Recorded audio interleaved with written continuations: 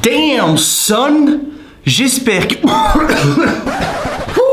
Ladies and gentlemen, je me suis pas senti bien, j'étais en train de me transformer en quelque chose qui ne me plaît pas des masses.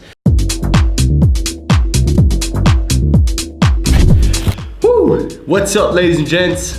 Aujourd'hui on se passe en revue un petit WOD qui fait bien du mal. C'est un WOD qui m'a donné du fil à retordre et c'est un WOD que j'ai envie que vous testiez vous-même parce qu'il n'y a pas besoin de masse d'équipement pour le faire. Donc dans n'importe quel gym, que vous soyez dans un CrossFit gym ou non, vous pourrez le faire et il fait mal et il est top et il permet aussi de mieux se connaître.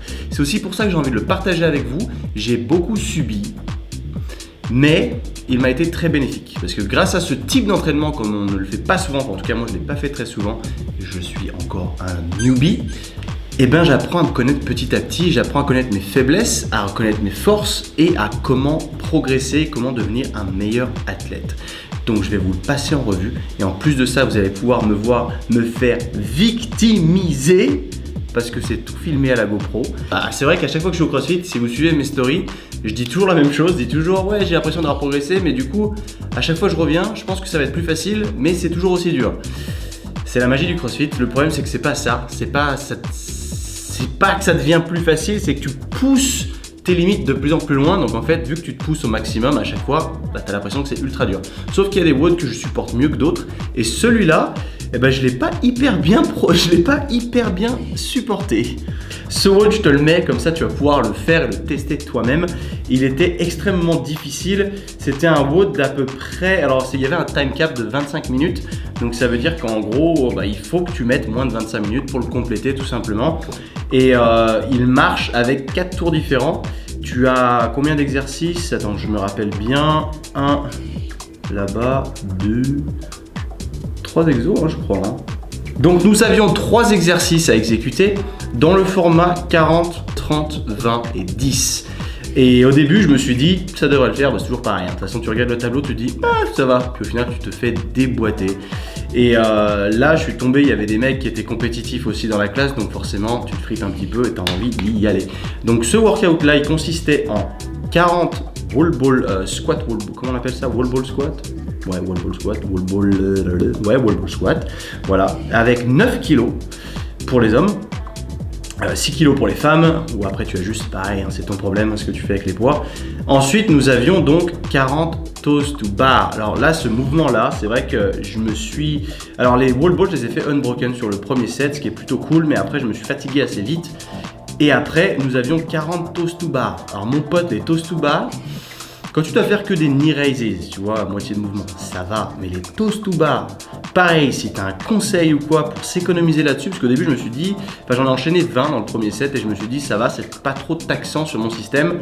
Or, plus j'avançais et plus j'arrivais pas à en faire plus de 5 d'affilée en fait. Ça me cramait les abdos, j'arrivais pas. En fait, c'était, vu que je venais de faire 40 wall ball squat, donc mes jambes étaient déjà un peu, tu vois ce que je veux dire. Et quand tu lèves les jambes jusqu'à la barre, c'était quadriceps, c'était fléchisseurs de hanches en fait qui font monter les jambes. Donc comment est-ce que je fais pour m'économiser là-dessus?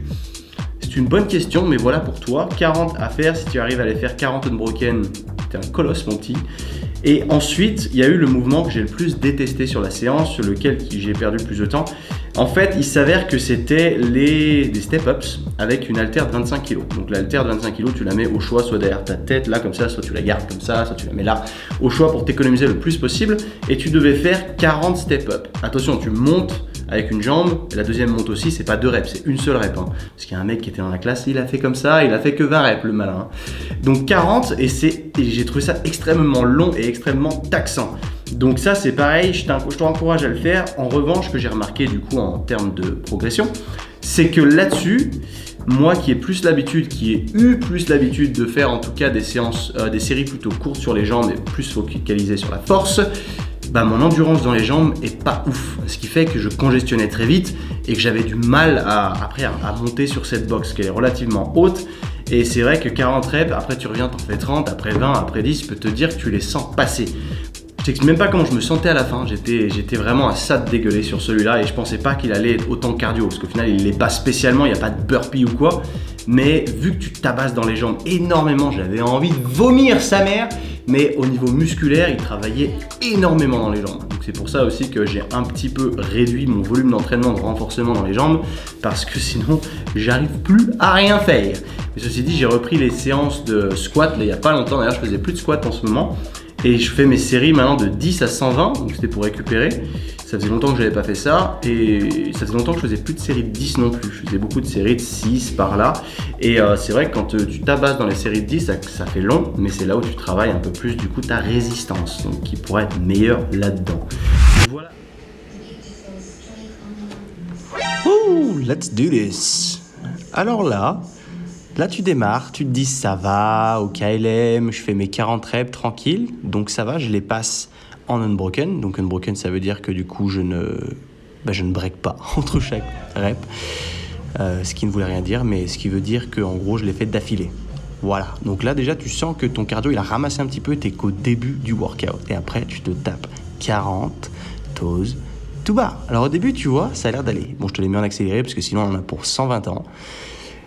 Au début ça va, mais je break un petit peu et tu te rends compte que tu forces un petit peu trop par rapport à ce que tu devrais forcer. Et ça, c'est un problème. Une fois que tu as fait tes 40, là, ça se corse. Comme on disait, regarde-moi ce Rich Froning. Le mec, c'est un monstre. Tu chopes ta dumbbell, j'ai choisi de prendre 25 kg. Et là, c'est la première technique que je vais tester. Donc je la mets sur mes trapèzes, mais avec les bras en l'air. Et le problème, c'est que d'avoir les bras dans cette position, c'est que tu chauffes trop vite. Donc tu congestionnes très rapidement des épaules et ça devient très handicapant. Et là, c'est très très long. Donc je te les mets en accéléré, mais encore plus vite, parce que sinon, on y passerait la semaine, 200 ans plus tard. Donc une fois que tu termines ton premier round, c'est pareil, tes pauses, tu les gères comme tu le veux toi, parce que tu as 25 minutes pour compléter le tout. Donc tu t'auto-gères. Donc là, tu prends un peu de repos, tu essaies de respirer. Et là, on est parti pour le deuxième tour. Mais je vais pas te passer tout le workout en revue, donc j'ai fait mes 30 pareil. Et là, ça commence vraiment à se corser. Donc là, tu vois que j'en chie horriblement au toes to bar et j'en suis qu'au deuxième round. Mais en gros, le premier et le deuxième round, c'est les plus durs parce que c'est là où tu as le plus de reps à taper. Donc là, je suis déjà clairement au bout de ma life. J'arrive déjà plus à en faire plus de 3-4 d'affilée. Ça devient extrêmement difficile à ce niveau-là. Donc là, j'en chie plus d'ailleurs que sur le deuxième, sur le round avec 20 et sur le round avec 10. Là, c'est pareil, les step-up. Donc, je teste cette technique-là après qui s'avère être un peu plus efficace au niveau préservation de fatigue parce que j'ai plus les bras en l'air en fait. Donc retiens bien ça, essaie de le tester. Donc tu as 4 rounds et si jamais ça te chauffe, je veux absolument que tu me tagues, je veux absolument voir et je veux absolument avoir ton ressenti derrière parce que moi j'ai ramassé. Mais c'est vrai qu'une fois que tu as passé ton premier et ton deuxième round, c'est là où tu as le plus forcé, c'est là où ça a été le plus long, donc mentalement c'est le plus difficile. Mais une fois que tu atteins déjà ton troisième où il te reste plus que 20 reps par exercice, bon certes t'es cramé, mais mentalement tu te dis aussi que t'es bientôt terminé parce qu'entre 20 reps et après tu passes tes 10 reps, là tu arrives à donner plus d'énergie. Bizarrement, t'en as un peu plus, simplement parce que mentalement, tu te sens mieux déjà. Donc voilà, c'est tout pour ce workout-là, et je vous reprends. En parlant des squats, j'ai aussi un petit truc cool pour vous permettre de gagner une ceinture de CrossFit. Alors, je m'explique là-dessus. Je savais même pas que ça existait, pour être tout à fait honnête. Quand je faisais mes deadlifts lourds et mes squats lourds, donc j'ai une lever belt, une ceinture qui est hyper épaisse, hyper rigide, qui est top pour faire des super perfs, mais qui ne se porte pas pendant un workout forcément parce que c'est beaucoup trop encombrant. Et en fait, ce qui s'est passé, j'étais au French Pro Down, comme vous le savez, le mois dernier. Et là-bas, bon, j'ai discuté avec pas mal de monde, j'aime beaucoup networker, etc. Et je suis tombé sur un ricain qui se baladait avec des ceintures attachées à son sac. Et elles étaient plutôt stylées, il avait 4 couleurs différentes, noir, gris, blanc, violet même je crois, et rouge. Et les rouges étaient vraiment cool. Et il s'avère que je lui ai tendu un échantillon de zinc. Et du coup on a commencé à discuter et il était pris de passion par le fait que je suis aussi un entrepreneur, donc il a commencé à me raconter son histoire et à me dire que lui c'est un crossfitter et qu'à Chicago donc il a des gens avec qui il design ses ceintures et il les fait fabriquer, etc. Et il m'expliquait tout le concept, donc lui il les testait personnellement et après il faisait des ajustements, machin, etc. Et moi je savais même pas qu'au CrossFit on portait des ceintures pour être honnête, mais il s'avère que certains mecs, en fait j'ai vu en l'occurrence Willy George, à un moment il a soulevé son t-shirt, il avait une ceinture comme ça, donc il la resserre plus pour des mouvements type clean plus lourds et il la desserre quand il va faire des muscle-up, je crois que c'était ça le WOD. Et du coup c'est là où ça a capté mon attention et ce mec on a commencé à discuter. Et je sais pas, ça l'a tellement chauffé le fait que je lui parle de la création de Sync et de machin, de l'entrepreneuriat, il était trop chaud, il m'a filé 3 ceintures. Je fais waouh! Et en fait, il y a des tailles différentes. Donc moi, j'ai gardé la médium, la large, je l'ai filée à mon associé. Et il m'a filé aussi une extra small que j'ai donnée à une personne un peu spéciale. Donc de là, je l'ai testé moi-même. Donc j'ai sous mon t-shirt, je la mettais sur des... par exemple, le WOD dont je parlais en début de semaine, là, avec les deadlifts un peu plus lourds, je l'ai porté. Tout le long du workout, elle est hyper légère. En fait, ça représente... C'est pas les ceintures de merde que vous voyez des fois à la con, vraiment typé bodybuilding où il faut serrer à fond et puis il faut mettre le loquet dedans, machin, mais au final, tu peux pas réellement serrer comme il faudrait. Et ça peut être encombrant aussi, ou les ceintures carrément de merde en velcro. Celle-là, elle représente, elle réplique du moins le lever belt. Donc le lever belt, c'est un levier en fait. Elle te le réplique de façon différente. Et il y a un velcro qui te permet aussi de l'attacher. Ce levier te permet de la mettre vraiment à ta taille exacte et d'aller la serrer fortement, tu vois. Et du coup, j'ai trouvé ça très cool. Et donc j'ai testé, etc. Et il m'a proposé d'en faire un giveaway. Donc d'en donner à travers ma chaîne YouTube ou mon Instagram, etc. Avec grand plaisir.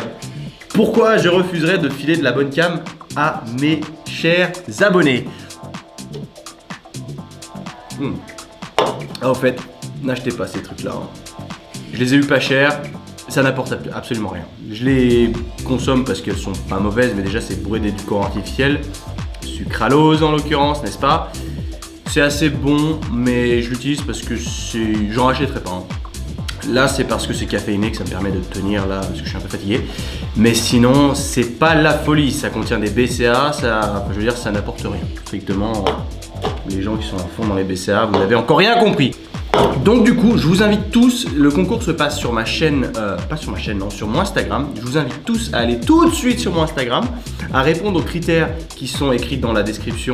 Parce que si tout s'est bien passé, le post, je l'ai posté hier soir. Donc il est toujours actif et le concours va sur 2-3 jours. Donc je vous invite à aller commenter, je sais pas exactement ce qu'il faut faire, mais suivre une page, commenter, etc. pour avoir une chance d'être tiré au sort et d'avoir votre ceinture gratuite. Donc pourquoi pas, comme ça vous pouvez choisir votre taille et votre couleur, c'est encore mieux. Donc faites-vous plaisir, ne manquez pas cette opportunité. Donc les boys, j'espère que ce WOD vous aura plu. J'espère aussi que vous allez le tester et je vous invite fortement, si vous le testez, à me taguer sur Instagram parce que c'est là où du coup je pourrais checker. Sur YouTube, je crois pas que ce soit très possible. Et comme ça, je pourrais regarder et ça me fait plaisir de voir ça parce que c'est un WOD qui m'a été particulièrement difficile et j'ai envie de le refaire quand je maîtriserai mieux tout ça. Donc en l'occurrence les wall balls, j'ai été assez bon sur les wall balls, je dirais, j'ai pas été exceptionnel, mais j'ai été assez bon dans l'ensemble. Les toast to bar, je ne suis clairement pas assez bon. Ça, c'est une marge de progression. C'est ça qui est bien dans ces WOD parce que du coup, tu te testes sur des trucs différents à chaque fois. Et au final, tu vois là où tu es nul et tu vois là où tu peux progresser. Et les toast to bar, j'ai remarqué que j'avais encore des lacunes. Même si le mouvement, je sais le faire, j'ai du mal à le faire sur beaucoup de répétitions. Donc ce qui est bien, c'est qu'au début, je tiens à une putain de cadence. Mais après, je deviens carrément mauvais et j'arrive à un point où j'en fais que 2 d'affilée tellement je suis au bout de ma vie. Mais bon, en tout cas, voilà, c'est un WOD qui prend un peu de temps. J'ai mis 21 minutes, si je me trompe pas, ouais, 21 minutes. Et ça m'a paru interminable.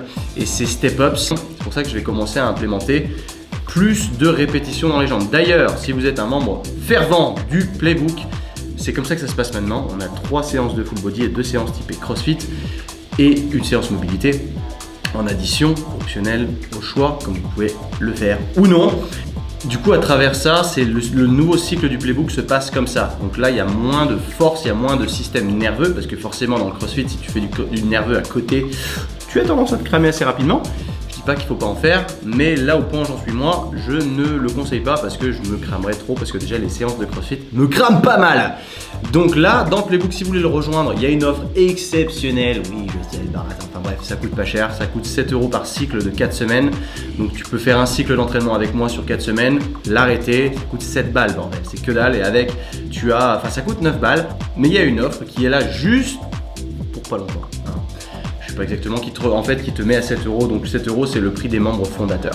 C'est le mec qui était là au début. Donc forcément, les mecs qui étaient là au début, ils ont droit à une offre parce qu'ils m'ont soutenu depuis le début. Donc c'est ça aussi, voilà. Mais là, j'ai envie de le faire. C'est l'été, j'ai envie de me motiver. Et 7 balles par mois, bordel, c'est vraiment que dalle. Si tu fumes, c'est encore pire. Tu sais très bien combien ça te coûte tous les mois en paquet de cigarettes. Là, 7 € par mois. Je pense que tu peux très nettement te mettre ça et faire le cycle avec moi parce que tu as, avec ces 7 €, tu as accès à une bibliothèque de vidéos qui a plus de 300 vidéos. Tu as accès au cycle en question avec tous les exercices en vidéo. Le cycle d'entraînement, mon gars, c'est une programmation de malade. C'est vraiment top. C'est pas de la programmation de de marde. C'est un truc vraiment clean. J'ai pas mal de gens aujourd'hui qui le font et ils sont tous hyper contents. Et j'ai même pas mal de filles. Et j'aurais pas pensé au départ d'ailleurs. Mais voilà, j'ai mis un code quand tu t'inscris pour avoir accès du coup à pas à 9 € par mois mais à 7 € par mois. Le code, je m'en souviens plus. Il sera dans la description dans tous les cas et je l'afficherai peut-être là tout de suite. Mais voilà, en tout cas, si tu veux nous rejoindre, je t'invite à le faire. Et de toute façon, il n'y a pas d'engagement. Et à la limite, si tu veux faire encore mieux que ça, tu peux prendre un an d'affilée pour 70 balles. Un an de programmation qui change tous les mois avec moi, qui évolue tous les mois du moins. Pour 70 balles, ça fait 5,80 € par mois. Donc à la limite, je pense que c'est pas mal et ça vaut largement un personal trainer parce que tu as aussi accès au groupe Facebook privé. Donc par définition à moi directement. Donc voilà, j'avais envie de faire ça juste parce que j'ai déjà expliqué dans d'autres vidéos, mais je voulais un outil que moi j'aurais aimé avoir à l'époque pour pas cher. Parce que je sais qu'un personal trainer ça peut être très cher. Alors que là tu peux avoir tous les bénéfices pour pas cher. Dedans il y a un dossier nutrition en plus qui est solide. Je crois que je suis même trop gentil. Bref, anyway, j'espère que vous avez kiffé ce workout. Rejoignez vite Instagram, souvenez-vous, il y a le giveaway de la ceinture. J'adore garder des traces de ma progression, donc voilà. Si vous, ça peut vous aider de quelque sorte que ce soit, c'est tout bénef pour moi. Donc peace out, merci encore et à la prochaine.